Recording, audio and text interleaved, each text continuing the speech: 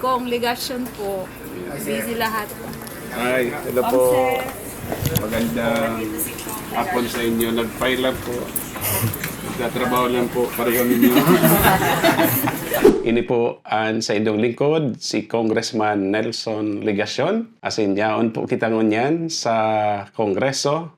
Bago po magpuon si plenary, nagsunad po kita nin dagdag na proposed House Bill. Sa ngunyan po, nasa 243 na po ang proposed bills na sa tuya pong pigpartisiparan. Kabali po dyan itong 106 as principal, author or sponsor. Samantalang igwa pong around 137 as co-sponsor or co-author.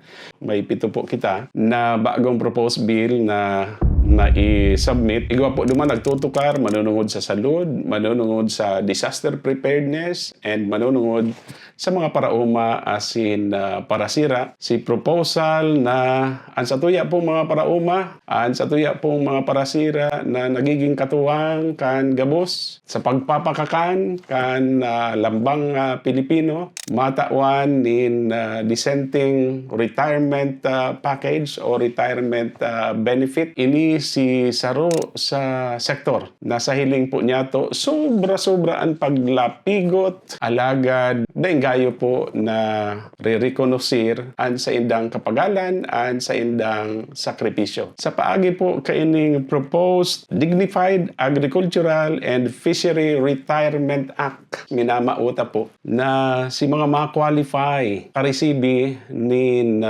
retirement or pension benefit in the amount of 5,000 pesos per month. Finally, maut ko din pong mag-update, manunungod po sa legislative franchise kan sa tuya pong mga electric cooperative. Magigiramduman po na ang proposed House Bill para sa Kasoreko 1, para sa Kasoreko 2, nag-agi na po nin 3 readings kan nakaaging bulan asin ang matukar naman po kayan sunod, iyo po ang Senado. Alagad itong Kasoreko 3 sa ringkunada. Magma po akong ibareta sa Indo na nakaulita na po si Chairman Ferrer kan Committee on Legislative Franchises. Asin nagtugot po siya na maikalendaryo na po ito. O kaya si General Manager kan Kasoreko 3, si Board of Directors. Inaasahan ko po na maigdi po kamo sa Kongreso para sa gigibuhon na committee hearing. Ini po liwat ang sa indong lingkod, Congressman Nelson Legacion.